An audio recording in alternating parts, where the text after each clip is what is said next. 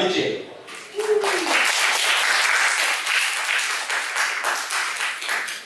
Hello everybody, hi, good morning.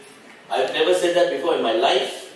I've never said good morning because I'm usually not up in the morning. That's why when they asked me to do creative mornings, I said, hey, can we do a creative afternoon?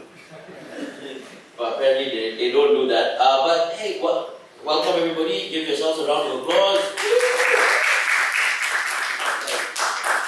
Honestly, I thought there would be 3 people there. But thank you so much for showing up to listen to me basically talk for the next 20 minutes. Okay, you see the thing is about creative mornings, they usually get people who come out here and give you ideas and, nurture your creativity. I'm a comedian, right? Basically, my job is a joke, right? That's what I do, right? I tell jokes, I tell, this thing, don't worry, the children, it won't be an adult show. I hope. But yes, Kavin, yes, I'm a comedian. I chose this photo because, why not? So, today we're talking about muse, right? Basically I'm going to talk about my muse, right? But first I want to ask you, what is your muse? Anybody? Not all at once. One by one, please. What is your muse? You know what a muse is? A muse is something that inspires you. Right? I mean, that's the Merriam-Webster official, something that inspires you, something that makes you do what you do creatively. For some people, their muse is their toilet. Right? Because sometimes when you sit in the toilet, you come up with some creative stuff. Right? For some people, it's sleep. For some people, what is your muse? Who is your muse, or what is your muse? I guess following the example is the car rides. The car ride, yeah, that's a good one. When you're swearing at the other drivers, and you're like, oh yeah, that's a good way to do things. No, that's what I do. It's, anyone else? Datelines. Well done. That's exactly, that is, the slides for this I did yesterday. So, in a 30-minute frantic, okay, here's my slides I've been working on for a week, which is a lie. Anybody else? Travel is great. You get a clear mind, new scenery, blah blah blah. But I believe the biggest muse for anyone is themselves. You are your muse, right? But the thing is, you cannot look at your muse as just an intangible thing. I believe that your muse is a lot like a person. Is that person with you? That that's constantly with you, and if you don't treat your muse right, she's not going to do things with you. So no, but basically it is though, right? You see, the thing is, we always abuse our muse, right? We always abuse our muse. We always take things for granted. I believe, my muse is like my wife, right? If I take her for granted, if I abuse her, if I don't feed her, if I don't, it's going to backfire on me, because she's going to pack up her bags and leave. Right? That's what I learned, in my experience of writing material for comedy. That's what I think. It's one of those things where, a lot of people say that, oh, muses are for creative people, right? Muses are for creative people, like writers or singers or something else. Like accountants have muses as well. They have to be creative as well, right? We all see Najib's accountant; he's damn creative, right? Lawyers have to be creative. They have to come up with arguments to defend stuff. There are a lot of people who need creativity. Everybody goes to a writer's block. Everybody goes to a creative block, right? And how do you get over it? I'm going to tell you my experience of what I did to get over mine. right? Or the things that I found as I went through my creative block. In fact, I go through creative blocks all the time. What happens is like, okay, basically, I don't know if you all know this, but as a comedian, I am one of 2 Malaysians to have a Netflix special, right? Right, yeah. Now, comes the question, how many of you all watched my Netflix special? Make some noise. 2 people, well done. When I get home. When you get home, right? When you turn 18. No, but it's one of those things. So when I had my Netflix special, what happened was, so I had to perform for 70 minutes, and I realized that what I did was, because I wasn't thinking at that time, I just put every single A material that I had into the Netflix special, right? And then it went out to the world, and then I realized I don't have any material anymore. Right? Everybody's watched my jokes. Like, okay, not everybody, because let's face it, 3 of you all. But it's out there. Like, I can't do those material anymore. I have to start new. I have to start fresh. I have to start from the bottom, right? And the thing is, I really wanted to write. I read all the books. You have to write 20 minutes every day, and it's one of those things where I believe creativity is like a fart. It's like a fart. If you force it, it's probably shit. Right? So and the thing is that I was forcing myself to write because I wanted material. I wanted material, and I was forcing myself, and I realized that what I was coming up with was shit. Right? And then because I had the show, the Netflix show came out on February, right? And I had planned for a show in August, like a tour, a nationwide tour, a Malaysia-wide tour. I was going to places that the cutting edge for comedy, like Miri and Batu Gajah, right? Next. Miri, my hometown. Miri is your hometown. Can you tell your people to come for comedy shows? What is wrong? I sold 3 tickets. Right? No, but I was going there and I didn't have any material. Like, I didn't have anything. And for the first 4 months, that was what I was doing. I was forcing myself to write. And that's what people always say, that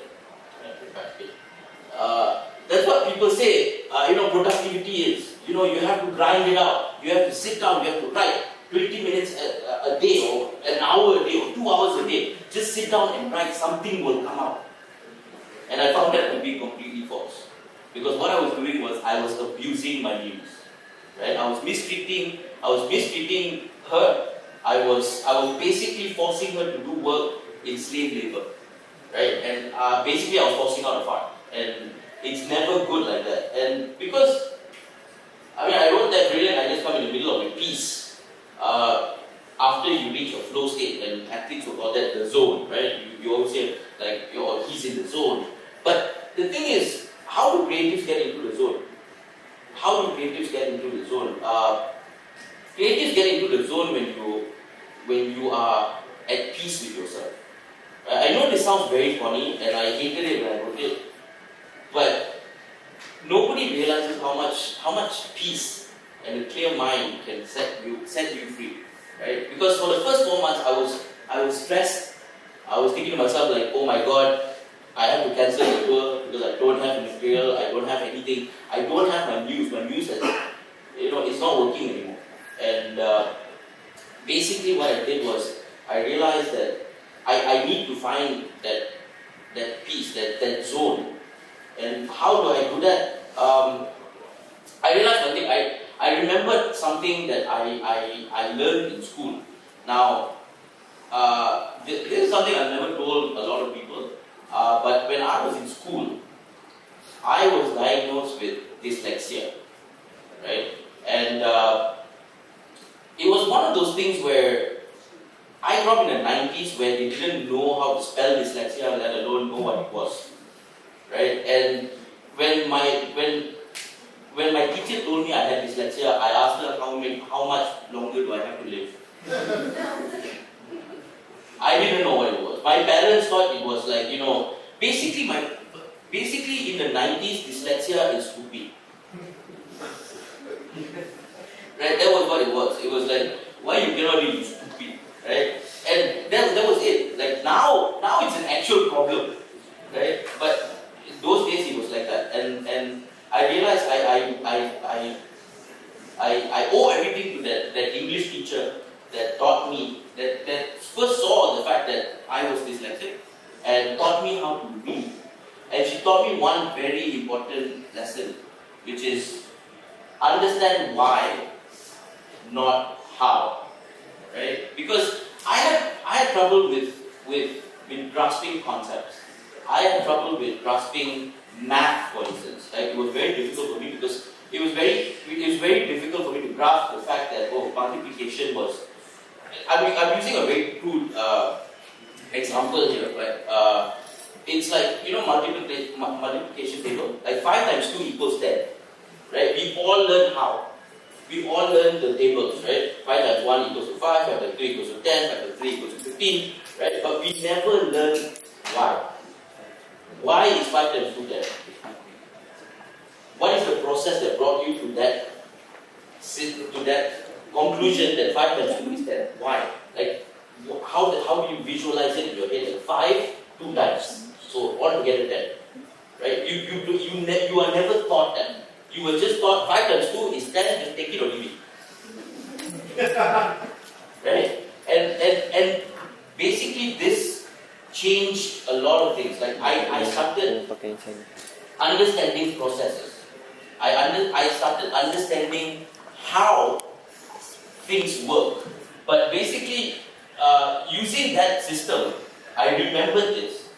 And I realized that I'm not understanding the process enough. I'm not understanding the process of writing something funny. Now, I'm relating this all to my experience of writing jokes, obviously, but I believe that it works with everything. It works with everything. If you understand the process, you start learning, like, okay, so if the process was like this, like for instance, writing a joke, right? I'll give you the process. The process it's very simple. It's a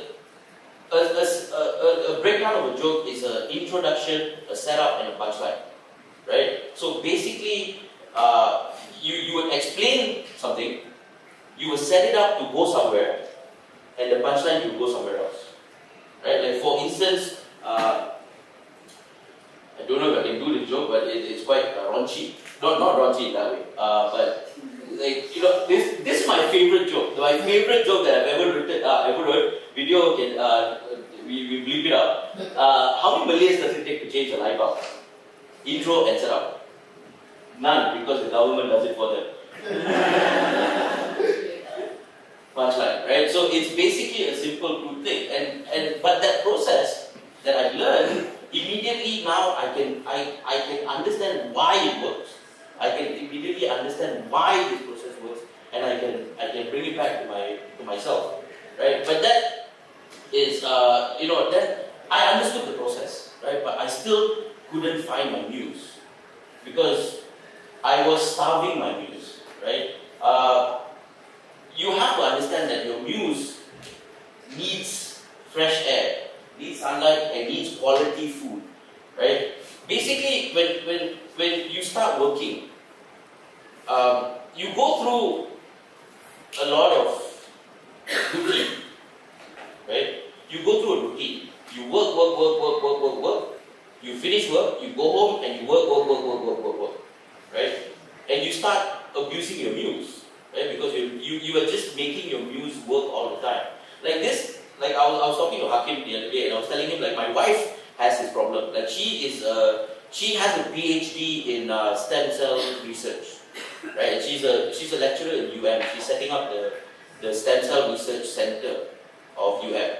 And what she does is she goes to work 9 to 5. She comes back from work. She opens the laptop and starts working again, right? And then at 9:30 she closes the laptop and goes to sleep. And then she gets up in the morning at 6:30, goes to work and starts working again. So the whole life is she's just, and she always complains that, I'm stuck. I don't know what to do next. I don't know I don't know what to write for this. I mean, as a scholar, what she does is she writes papers, and she's constantly blocked of ideas. She's in an impasse where, you know, I need to write about stem cell and how this works, but I don't have any ideas. And I realized telling her this one thing, which was, take a break. Just go for a holiday. Go out, let's go to a mall, let's watch a movie. Let's listen to some music. You know, let's get up in the morning and go for CreativeMornings like idiots. You know, but it's a good thing, because now your muse or yourself, you need that break, you need some fresh air. You need the different view of life, right? And the thing is, you also need raw material. And what is this raw material you speak about? Raw material is basically other people's work. Yes. Don't get me wrong, this is a very, I know it's going to sound very distinct, but other people's work is the raw material that your muse needs to survive, right? It's not only comedians. Musicians listen to other people's music. Actors watch other people's movies. Comedians, as myself, I would watch other people's comedy, and it will work for me. Right? For instance, when I was at that 4 months phase and I was blank, right? I didn't have any material. What I did was I attended the Sydney Comedy Festival, right? And I watched comedians who I would never have watched. Or I mean, they're not comedians on Netflix or stuff like that. And I watched comedians that I would never have watched. And I watched their work and I watched their process. Again, going back to why and not how. Right? So I watched their process and I learned from their comedy how they would do something. Like when they tell a joke, I'm like, I'm the worst person to be in a comedy show because I'm not the guy laughing. I'm the guy in the back that goes, why did he say that? How come he said it like that? Why did he use that word rather than a different word that would have made the same sense? Right? So I'm working it out, doing the process in my head backwards, so that I'm deconstructing a person's joke. Right? So that fueled my this thing. I'm not saying that, look, go and look at other people's work and copy. It's never like that. It's always look at other people's work and be inspired by it. Be inspired by the fact that their creativity and their process. Break down their process, if you can. Because if you are a creative yourself, you will know the process and you can break it down, go backwards, and work that thing, and that will be the raw material for yourself. Go and look at other people. Like, look, if you're an accountant, look at other people's accounts. Right? If you're a lawyer, look at other people's cases, right? Because that's how people get inspired to do things, right? I don't know why I'm using accountant and lawyer. Right? I think because Malaysians only have 3 career choices, right? No, actually 4 career choices, right? Doctor, lawyer, engineer, and disappointment. Right? One more thing I realized at that 4-month process was that I didn't realize my muse was gone. Right? I didn't realize. I was just thinking I couldn't do comedy anymore. I blamed myself. Right? I blamed myself, and I started thinking that maybe I don't have the talent for this. Maybe that's it. That's all I had. Like my Netflix special. That's it. I'm done. I have to go back to being, an engineer, not a disappointment anymore. Right? I had to go find a job. I actually wrote a resume. Right? Which is weird, which is very weird because I had to explain the 2 years absence of work. And I couldn't say Netflix special instead. But yeah, then I started realizing that no, it wasn't me, it wasn't my talent, it wasn't this thing, but I have abused my muse so much that she took a taxi and left. Right? She took a Grab probably, but she used my Grab pay. So and you have to realize that. You have to realize yourself that this is something that you are going through, and it will pass. If you treat your muse badly, she will leave. But guess what? If you change, she'll come back. Unlike your wife.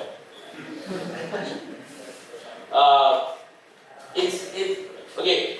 Here's something that I wrote. Muse thrives in key states. It's hard to know what your audience wants, but sometimes we judge our work too harshly, and other times not enough. We hold back when we shouldn't, and we open the floodgates at the wrong moment, right?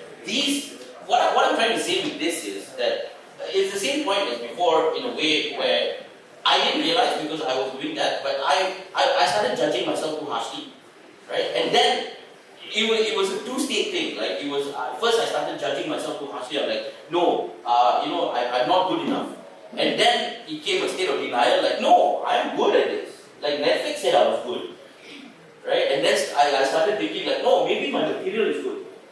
Maybe it's just the audience that was not good, right? So I'm judging myself too lightly. Then I was doing everything wrong, right? But you realize that you have to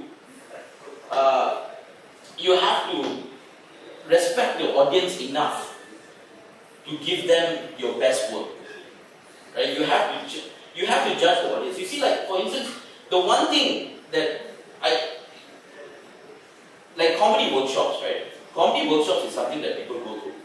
They go to comedy workshops, and I've been to about 2 comedy workshops. And the one thing that comedy workshops taught me was that comedy workshops don't work.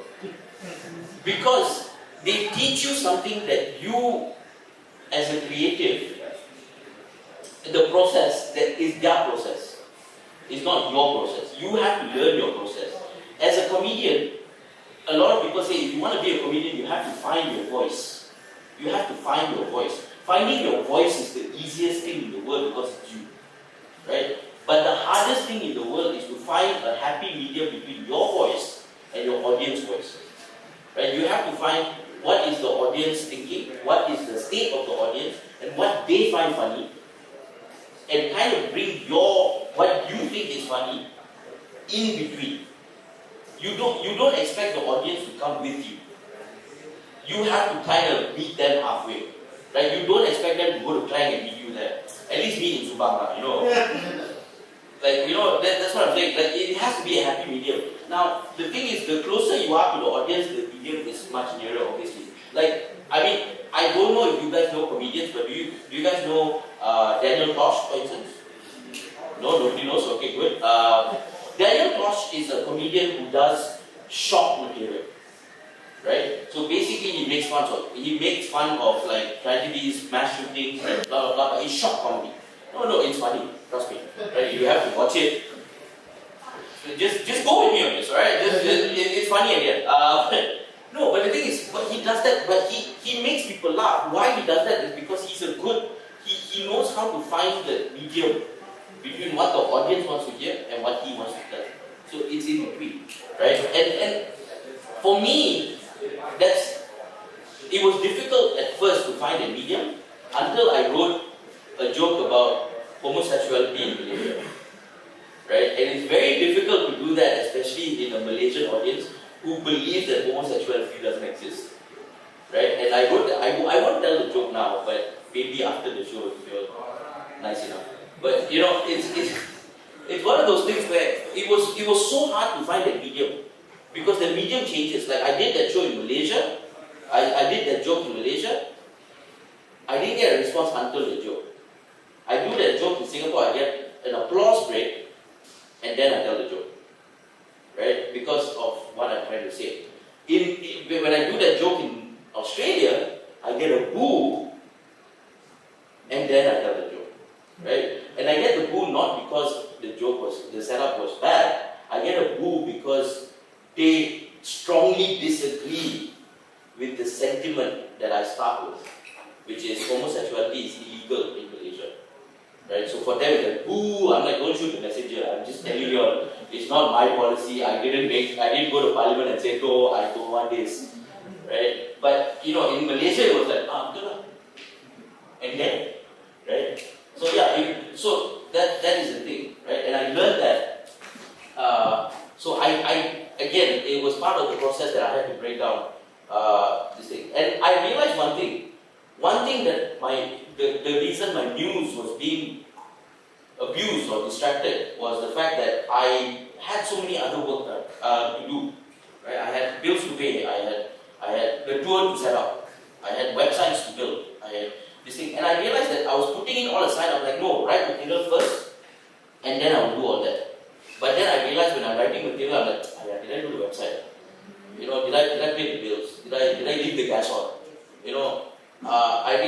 you have to declutter your mind, right? If you don't have all this going around in your head, your muse starts working better. You start working better. You start thinking more clearly, and you don't have the distraction of, did I leave the gas on? Go and check. Just go and check the gas. If it's off, come back, and now you're free, right? Or pay your bills, or do whatever you have to do. Just clear your schedule, and then work on your creative. Don't make that the priority, and then leave every small thing. Finish your small issues, and then work on your creative, because your creative needs a clear mind. Try a different routine. Right? So many people blow their free time on charades. I'm not talking about sleep or hobbies, because that is the most important thing in your life. Right? If you have a hobby, great. My hobby is playing PlayStation. Right? My wife calls me a child. Because, right? And the thing is, I have more toys than my daughter. My daughter is 6, by the way. I have more toys than my daughter. That's my hobby. And that is the most important thing to your muse. Right? Because that is the one that feeds your muse. That's the one that amuses your muse. That's the thing that shows that you have a playfulness to yourself. Sleep and hobbies is the most important thing. I'm talking about, people like my wife, right? On weekends, open the laptop, starts replying emails. Like doing other things that doesn't bring them joy. Don't bring that Japanese girl again, right? But no, the things that don't bring you joy, like the things that you don't want to do but you have to do. Try a different routine. This is what I told my wife, right? When she started doing that, I told her look, at 5:30, close your computer and don't reply. What's the worst that can happen? Right? You reply in the morning or Monday morning. Right? In the weekends, don't touch your computer, just spend time with us. Right? And it works so well that now when she gets up in the morning, it's a fresh start. Right? For me as well, I realized as a creative, what I do is I keep working. We don't have natural hours. Right? We don't have, I don't have working hours. I get up at 2 o'clock in the afternoon, start working at 2 o'clock in the morning. And then, go to sleep. And then I get up and I start working again. Right? That is a bad routine. So what I did was I started giving myself working hours. Right? And it's completely up to me. So I work from between 2 to 2:30 every day. 2 to 2:30 in the afternoon. Nobody got the joke, okay? So I started working like 2, maybe I gave myself 2 hours a day, right? Other than that, it's for myself, right? Weekends I don't work. And I tried that routine, I tried, going that routine. And it worked, the fact that your brain starts working to okay, you have to work during this time. Other than that, it's time for yourself, right? And it worked so well that within the 2 months, I got 1 hour, a new special. And it went, I toured it with TGV, it was great. Because the moral of the story is, wait, hold on. I went back now.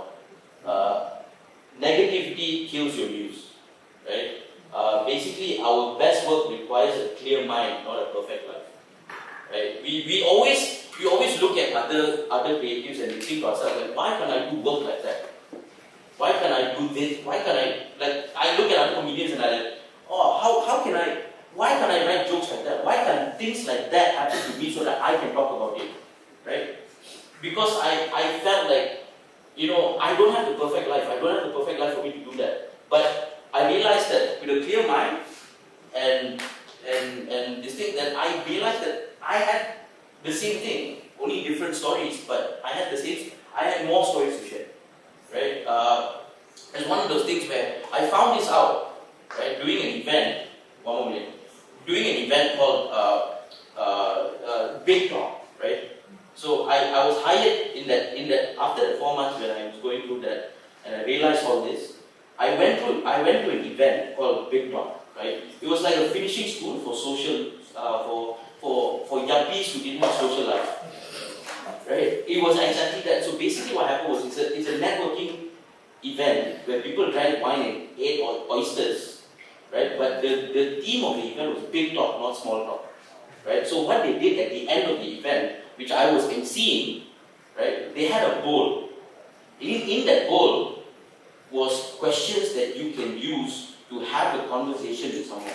So you couldn't use the small talk questions like, what's your name?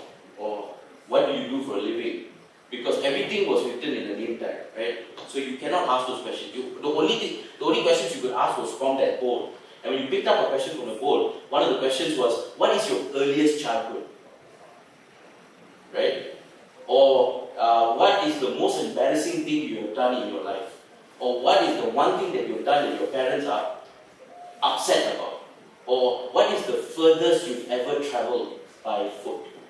Right? Stuff like that. It was very intriguing questions, and I realized as I was being asked those questions, when I answered them, I was mining a whole new area of my memories, that all the stories that I started to remember, like my first memory was the fact that I wanted to wear my underwear on the outside because I was a fan of Superman. It's a true story, and I remember looking at, my aunt raised me, right? So I went up to my aunt and I looked at her. She was getting me dressed up. I was about 5 and I was getting dressed, and I gave her my underwear and said, I want to wear it outside. And she's like, why? Because no, Superman wears it outside and I want to do that. And she's like, no, people are going to laugh at you. But I thought to myself, no, I have faith in my friends. They won't laugh at me, they will think it's cool. So she said, okay. I ran outside in the playground of Cheras, and my friends made fun of me. They laughed at me so hard.